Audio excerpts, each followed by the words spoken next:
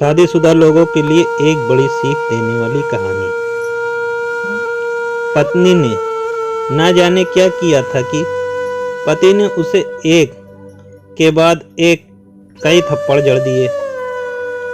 हमेशा हर सिचुएशन को शांति से हैंडल करने वाली पत्नी भी इस बार इतनी अशांत हो उठी कि उसने अपनी चप्पल ही निकालकर पति की ओर दे फेंकी। चप्पल पति के बाल को छूते हुए निकल गई। यह किस्सा यहीं पर खत्म हो सकता था, मगर पति ने इसे अपनी मर्दानगी का विषय बना लिया और बात बद से बदतर होती चली गई। रिश्तेदारों ने भी आग में घी का काम किया। किसी ने कहा, जो औरत अपने पति को चप्पल से मार सकती है वो ना ही तो वफादार हो सकती है और ना ही पतिव्रता। ऐसी औरत परिवार ही नहीं पूरे समाज पर कलंक की तरह है। बीवी के पक्ष वाले कहाँ पीछे रहने वाले थे। किसी ने कहा, 21वीं सदी में भी जो स्त्री के साथ मारपीट करते हैं उन्हें तो जेल भेज देना चाहिए। तो कोई कहता, जरूर उसको कोई और पसंद आ गई होगी, इसलिए अब पत्नी से मारपीट करने लगा है। बात कोर्ट तक पहुंच गई। दोनों पक्षों ने एक दूसरे के खिलाफ केस फाइल कर दिया। पति ने चरित्रहीन होने का तो पत्नी ने दहेज और शारीरिक उत्पीड़न का आरोप लगाया। 2 वर्षों से अधिक समय के लिए केस चला था। इन 2 वर्षों के दौरान दोनों पति पत्नी अलग अलग रहते थे। इन 2 वर्षों के दौरान दोनों पक्षों के समर्थकों की संख्या कम हो गई थी। पहले जहां दोनों पक्षों में समर्थकों का समूह होता था, अब गिने चुने लोग रह गए थे। पति और पत्नी दोनों की आर्थिक स्थिति भी इस समय के दौरान नीचे गिर चुकी थी, जिन्हें वो अपना शुभचिंतक समझ रहे थे। पैसों की बात आते ही उन्होंने भी अपना पल्ला झाड़ लिया था। अगर कोई देने को राजी भी हुआ तो मोटे ब्याज की शर्त पर। आखिरकार वही हुआ जो सब चाहते थे, डिवोर्स। हर कोई खुश था। दोनों पक्षों के रिश्तेदार, उनके माता पिता और दोनों के वकील। लेकिन 5 साल की सुखद शादी और एक सुंदर बेटी होने के बाद मिले इस डिवोर्स से पत्नी मूक थी और पति शांत था। शायद ये एक इत्तेफाक ही था कि इस खुशी को मनाने के लिए दोनों पक्षों के लोग एक ही चाय की टपरी पर बैठे, आमने सामने। इत्तेफाक इसलिए क्योंकि ज़्यादातर लोग जो एक दूसरे के विरोध पक्ष को सपोर्ट कर रहे थे, वे एक दूसरे को अच्छे से जानते भी नहीं थे। पति पत्नी भी इन सभी से दूर एक दूसरे के सामने मेज पर बैठे थे। पत्नी ने पति से कहा, अब तो खुश होंगे ना, तुम्हारे मन की जो हुई है मुबारक हो। तुम भी तो आज जीत गई हो, मुझसे तलाक तो तुम्हें भी मिल गया है। Congratulation to you too. पति ने कहा, तलाक को तो तुम जीत का प्रतीक समझते हो? पत्नी ने पूछा। पति चुप रहा। थोड़े देर की शांति के बाद पति ने कहा, मुझे तुम्हें 5 लाख रुपए अभी और हर महीने 8,000 रुपए देने का आदेश है।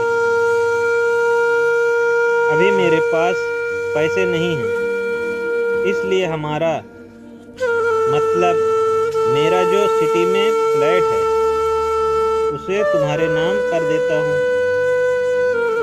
पत्नी बोली, लेकिन उस फ्लैट की कीमत तो 18 लाख है।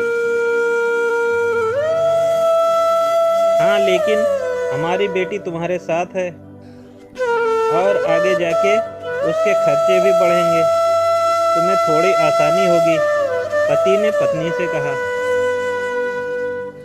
पत्नी बोली, नहीं नहीं, मुझे सिर्फ 5 लाख ही देना,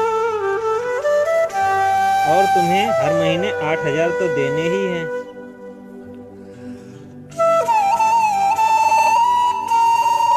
मैं मैनेज कर लूंगी, अगर 5 लाख नहीं है तब भी कोई बात नहीं, पत्नी बोली।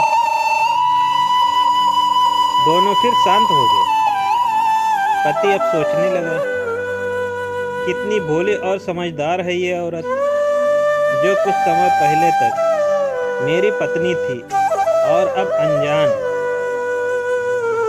ये वही है जो कम से कम खर्चों में घर चलाती और पैसे बचाकर मेरे जन्मदिन और बर्थडे पर हमेशा मेरे लिए नए कपड़े खरीद लाती।